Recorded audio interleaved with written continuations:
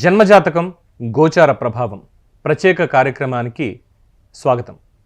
పిల్లలు జన్మించిన సమయానికి ఉన్న నక్షత్ర గ్రహస్థితుల ఆధారంగా జ్యోతిష్య శాస్త్రబద్ధంగా వ్రాసేదే జన్మజాతకం.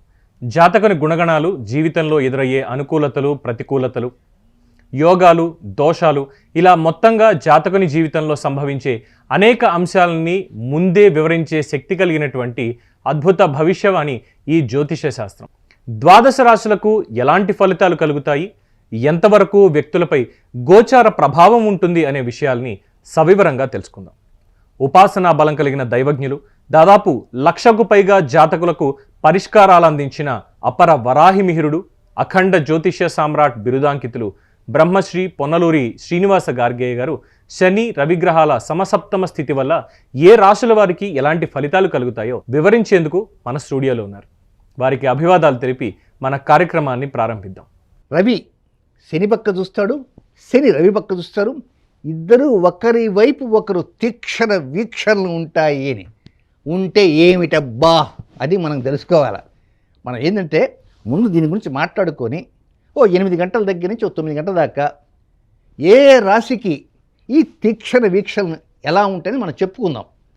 అయితే ఈ తీక్షణ వీక్షణ ఉన్నంత మాత్రాన పూర్తిగా వ్యతిరేకతలు ఉంటాయంటే మనం అట్లా లెక్కటం లేదు. కొంత అనుకూలతల భాగం కూడా ఉంటుంది, కొంత వ్యతిరేకతలు ఉంటాయి. ఫర్ ఎగ్జాంపుల్ సింహరాశిలోకి వచ్చారనుకోండి, సింహరాశిలో జన్మించిన వారు ఉంటారు. మఖా నక్షత్ర జాతకులు, పుబ్బా నక్షత్రకులు, ఉత్తర నక్షత్రకులు ఉంటారు కదా. మన తండ్రి గారు మన ఇంటికి వచ్చాడనుకో, ఎక్కడో ఆర్మీలో పనిచేసే ఆయన సంవత్సరానికి వచ్చి ఒక 10 రోజులు ఇంట్లో ఉంటే ఆ బిడ్డలు ఎంతో సంతోషిస్తుంటారు. అలాగే సింహరాశిలో ఉన్నాడికి మా రాశి అధిపతి వచ్చాడు, మా రాశి వచ్చాడని కొంచెం హ్యాపీ ఫీల్ అవుతారు. ఆ పక్కింటోడు ఉంటారు అనుకో, ఆ పక్కింటోళ్ళు ఏం చేస్తారు సహజంగా, వీళ్ళ నాన్న వచ్చాడు, వాళ్ళ నాన్న ఇంకా రాకపోతే వాళ్ళకి దిగులు, మాకు పుల్లారెడ్డి స్వీట్స్ ఇంకా తేలేదు, మా నాన్న వస్తాడు, మీ నాన్న తెచ్చాడు అనుకుంటారు. అలాగే ఒక్కొక్క రాశికి ఉండేటువంటి డిస్టెన్స్ ప్రకారంగా ఫలితాలు మారిపోతుంటాయి. ఇదంతా ఒక ఎత్తు అయితే, ఈయన వచ్చి దిగాడు ఎదురింట్లోనే 180 డిగ్రీల యాక్సిస్తో అక్కడున్న కుంభరాశిలో ఉన్న శని ఆ విధంగా చూస్తుంటే, జ్యోతిష్ శాస్త్రం ప్రకారం ఏంటంటే శని రవి ఈ 2 గ్రహాలు కూడా పరస్పర శత్రుత్వం ఉన్నటువంటి గ్రహాలు. తండ్రి కొడుకులను కాస్త పురాణం పక్కన పెడదాం. కానీ ఇప్పుడు మనకు జన్మజాతకం గోచార ప్రభావం కనుక తండ్రి కొడుకులుగా ఉన్నటువంటి శని రవి ఎదురెదురుగా వచ్చారు కాబట్టి ఈ సింహ సంక్రమణానికి ఇంత ప్రత్యేకత వచ్చింది. మీకు అర్థమైంది కదా. కనుక మన ప్రేక్షకులకి సింహ సంక్రమణకి ఇంత ప్రత్యేకత ఎందుకు వచ్చిందంటే కొడుకు చూస్తున్నాడు, తండ్రి చూస్తున్నాడు, మరి ఏమవుతుందో ఏమిటో.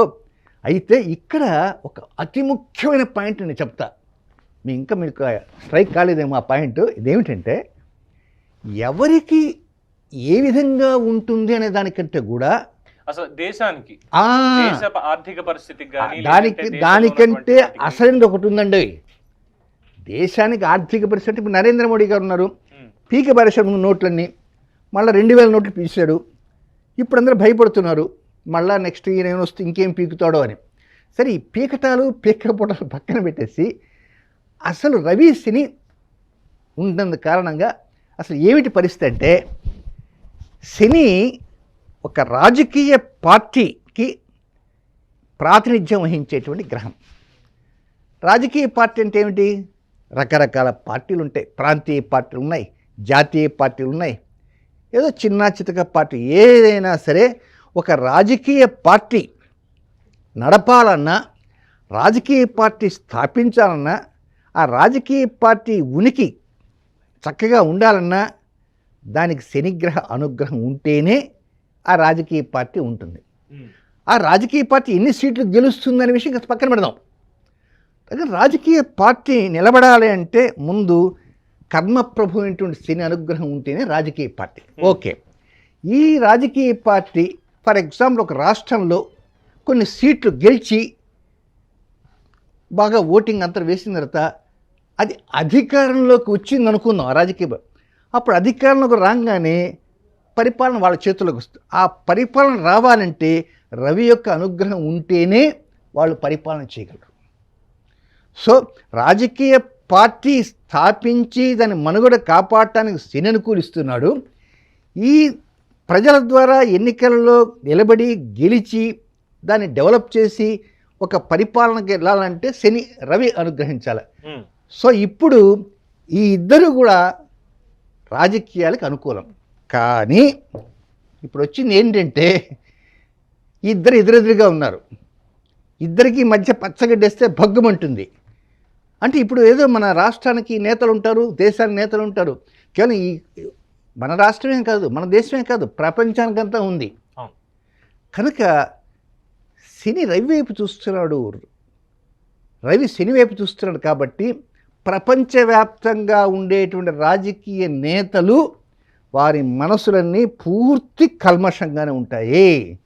నేను ఈ మాట నందుకు కొంతమంది కోపం రావచ్చు రాజకీయ నేతలు. మేమంతా కూడా ప్రజలకు కోసంగా సేవ చేసి కంకణం కట్టుకొని ఇంత పెద్ద పార్టీ పెట్టాము, ఫ్లెక్సీలు వేసుకున్నాం, గార్గే సిద్ధాంతం ఏంటి, మేము కల్మషం ఉంది అంటారు. నిజమే, ప్రజలకు సేవ చేయాలని సంకల్పం ఉండవచ్చు. బట్ ఏదో ప్రకారంగా గెలవాలనే తహత వలన తప్పుదోవలు తొక్కటానికి ఈ శని వర్సెస్ రవి ఈ నెల రోజులు వాళ్ళ మనసుల్లో వచ్చేస్తుంది. అంటే పవన్ గారు ఈ నెల 17వ తేదీ మధ్యాహ్నం నుంచి వచ్చే నెల 17వ తేదీ మధ్యాహ్నం దాకా ఈ ఇద్దరు ఎదురెదురుగా ఉంటారు కనుక ఈ 30 రోజులు 30 × 24 అవర్స్ లెక్కేస్తే వీళ్ళకి బాగా ఈ దేశాన్ని ఎట్టా చేద్దాం, ప్రజల్ని ఎట్టా చేద్దాం, సేవ చేయాలనే తపన గలిగిపోతుంది. సేవ చేయాలని తపన ఉండదు. ఏదో ప్రకారంగా ఇల్లీగల్గా అయినా సరే మనం గెలవాలా, ఈ ఆలోచనలు ఎక్కువైతాయి ఈ ఇద్దరు వల్ల. ఎప్పుడైతే ఈ ఆలోచనలు ఎక్కువైతాయో మనం గెలవాలంటే ఏం చేయాలా, డబ్బు కుమ్మరించాలనే నాయకుడు ఒకడుంటాడు, దొంగ ఓట్లు వేద్దామనే నాయకుడు ఒకడుంటాడు, కత్తులు చూపి బెదిరిద్దామనే నాయకుడు ఒకడుంటాడు. ఈ ప్రపంచంలో రకరకాల నాయకులు ఉంటారు. కనుక ఒక్కొక్క బుర్రకి ఒక్కొక్క రకమైన ఊహలు వస్తాయి. కనుక శని వర్సెస్ రవి ఈ 30 రోజుల్లో ప్రపంచవ్యాప్తంగా ఉండే రాజకీయ నాయకులందరి మనసుల్లో ఆలోచన భావం వ్యతిరేకంగానే ఉంటుంది. అంటే ఏ రకంగానైనా సరే మళ్ళీ మనమే ఉండాలి. కాబట్టి నీతిగా, న్యాయంగా, ధర్మంగా మనం రాజకీయాలు నిలబెడదాం, ప్రజలకు సేవ చేద్దామనే తపన ఉంటుంది మనసులో. కానీ ఈ రవి చూపు శని మీద, శని చూపు రవి మీద పడిన కారణంగా ఇవన్నీ గాలిగిపోయి ఈ విధంగా జరుగుతుంది. సో ఇప్పుడు సింహ సంక్రమణానికి ఇంత రేటింగ్ లాగా ఎందుకు వచ్చిందయ్యా అంటే ఎదురుగా శని ఉండబట్టే. మళ్ళా వచ్చే సంవత్సరం ఇదే రవి తిరిగి మళ్ళా వస్తాడు. అంటే ప్లేస్ మారడం అవుతుందా? ఇప్పుడు ఉన్నటువంటి సిచ్యువేషన్ సేమ్. ఇప్పుడు ఎదురెదురు పడ్డారు, ఇప్పుడు దాంట్లోకి వస్తాడు. కానీ ఆ టైంకి కూడా ఈయన కుమారుడు అక్కడే ఉంటాడు. సో ఈయన మళ్ళీ ఒక రౌండ్ అంతా వేసి స్వక్షేత్రంలోకి వస్తాడు. స్వక్షేత్రంకి వస్తాడు. వచ్చేటప్పటికి ఆయన కుంభరాశిలో ఉంటాడు. ఆయన అప్పుడే వెళ్ళడు. ఆ కుంభరాశి నుంచి తర్వాత రాశి మీన రాశికి వెళ్ళాలంటే ఆయన ఎప్పుడు వెళ్తాడంటే ఈ సింహ సంక్రమణం గురించి ప్రజలు ఈ సంవత్సరం మాట్లాడుకుంటారు, వచ్చే సంవత్సరం మాట్లాడుకుంటారు. అంటే నాలాగే ఎవరో ఒక సిద్ధాంతి గారు వచ్చారనుకో, తండ్రి కొడుకు ఎదురు ఉన్నారండి, తండ్రి ఎక్కడున్నాడయ్యా, తండ్రి కన్యారాశిలో ఉన్నాడయ్యా, మరి కొడుకు ఎక్కడున్నాడయ్యా, కొడుకు మీన రాశిలో ఉన్నాడు. మళ్ళా ఒక 2 సంవత్సరాలు. ఇది కానీ ఇది కేవలం స్వక్షేత్రంలో ఉండడం వల్ల మాత్రమే కాదు, స్వక్షేత్రం కాదు, కేవలము ఆయనకి ఈయనకి మధ్య దూరం. ఈయన ఎక్కడున్నాడో ఈయన నుంచి ఆయన 7వ గడిలో ఉంటే ఎదురెదురు అని దాన్ని సమసప్తక స్థితి అంటారు. ఈయన సింహరాశిలో ఉన్నాడు. కనుక సింహం, కన్య, తుల, వృశ్చికం, ధనస్సు, మకరం, కుంభం 7వ ఇంట్లో ఉన్నాడు. అలా కుంభం నుంచి లెక్కేసుకుంటే కుంభం, మీనం, మేషం, వృషభం, మిథునం, కర్కాటకం, సింహం. కాబట్టి రవి ఎక్కడైతే ఉన్నాడో అక్కడి నుంచి 7వ స్థానంలో దాన్ని సమసప్తక స్థితి.